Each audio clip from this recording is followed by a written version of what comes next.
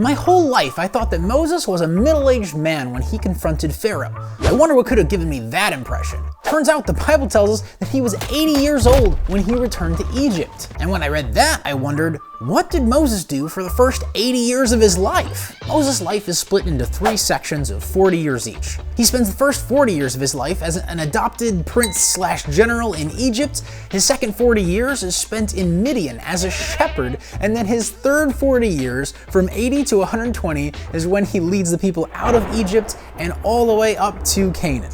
Moses was born into a true worst-case scenario. Long before he was born, a pharaoh became afraid of the Hebrew people living within his borders, because if an enemy ever came in, they might choose to side with them, and that would be a problem.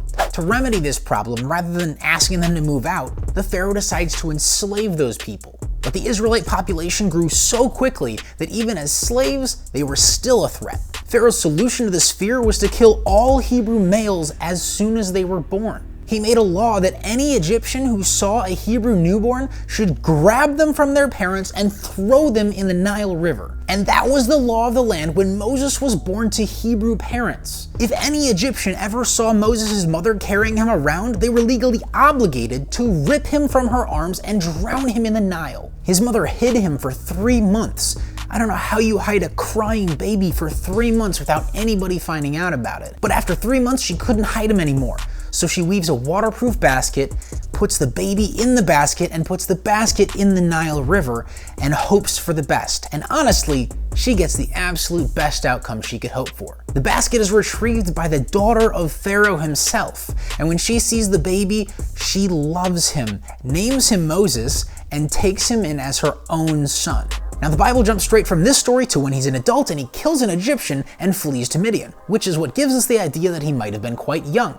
Luckily, we have the record of Josephus, a well-respected 1st century historian who fills in some of the gaps of Moses' early life. Josephus tells us that when Moses was an adult, Egypt got invaded by the Ethiopians, who at the time would have been known as the Cushite Empire, who lived along the Nile just south of Egypt. So Pharaoh consulted his religious leaders on what they should do, and they prophesied that Moses could lead the Egyptian people to victory. So Pharaoh asks her daughter to bring out her adopted son Moses, but she makes him promise not to kill Moses before she does so. And she was right to be cautious.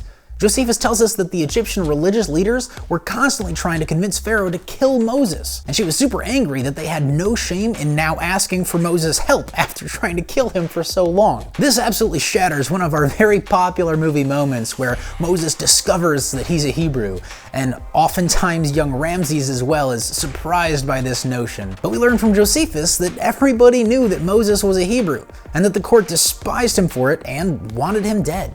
Moses' adopted mother, the princess of Egypt, had to constantly fight against the rest of the officials just to keep him alive. And this also means that when Moses was asked to lead the Egyptian army, he probably had some reservations. But the pharaoh and his mother together convinced Moses that this was the best outcome for everyone. And they were probably right.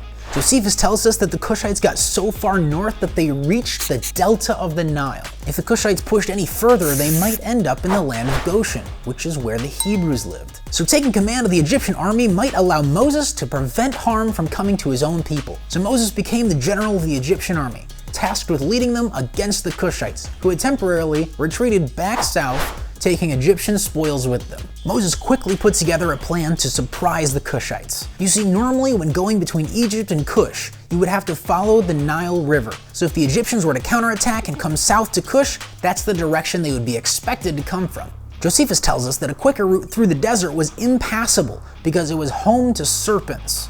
Not serpents like we know, but winged, flying, man-eating serpents. And for that reason, nobody crossed this territory. But Moses had a plan. There was a certain breed of bird that was a predator of these flying serpents, but wasn't a danger to people.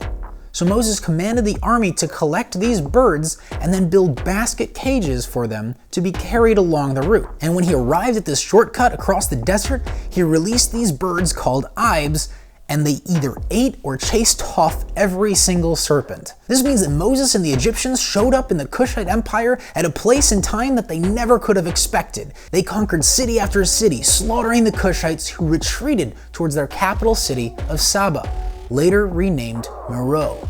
This proved to be a unique challenge as the capital city had walls and ramparts surrounding it, and then around that was different parts of the Nile River. Moses and the Egyptians couldn't approach the city without taking massive losses. Moses camped outside the city, becoming increasingly uneasy, knowing that it was bad for morale to have your troops sit around for this long when the victory fell right into his lap. A woman came to him saying that she was the most trusted servant of the Ethiopian princess, and she was sent to negotiate the princess's marriage to Moses. She had seen him from inside the city and looked upon him leading his troops and fell in love. So Moses agreed to marry her if she gave him the city, and she immediately agreed. So Moses takes the city and consummates his marriage that very night before leading the Egyptians back to where they came from. Now, while having Moses defeat the enemies of the Egyptians was really good for Egypt, having a Hebrew be their most successful general was not a good look,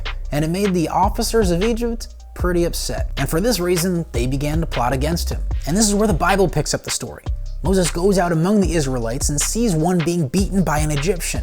He looks around to make sure nobody's watching and then kills the Egyptian, burying him in the sand. Often in movies, to keep Moses this glorified good guy, we make this killing of an Egyptian into an accident. Thanks to Josephus, we know that Moses was the general of the army, trained in combat, and he knew the difference between lethal and non-lethal force. It seems like Moses had every intention of killing that Egyptian, and that he thought he got away with it too. The next day, Moses goes out among the Israelites again, and when he sees two Israelites fighting each other, he goes and tries to stop it, saying, "Why are you fighting your own friend?" But one of the men sneers back, "Who appointed you to be our prince and judge? Are you gonna kill me like you did the Egyptian yesterday?" This was a big problem for Moses.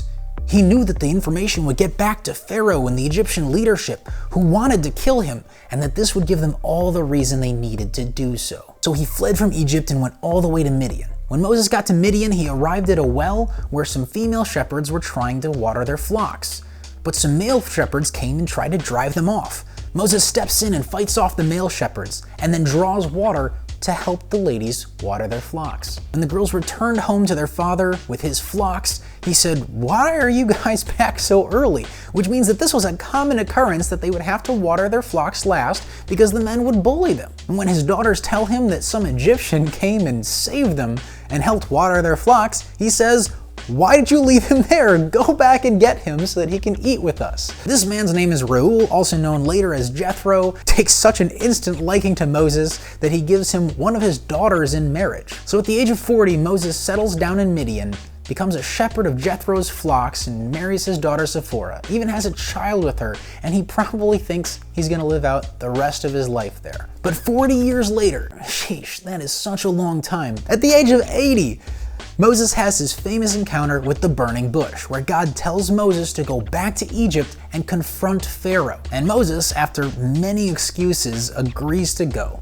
Maybe his excuses seem a little less crazy when you realize that he is an extremely old man, and we know that extremely old men have a lot of difficulty changing. If you've ever felt like you missed your calling, this is maybe the best anecdote of it's never too late. I feel like I covered a lot in this video, but it's only the first 2 chapters of Exodus. Next week, I'm going to be covering the 10 plagues. That'll pop up right here if it's already out. If it's not there, subscribe and hit the bell to be notified when it comes out.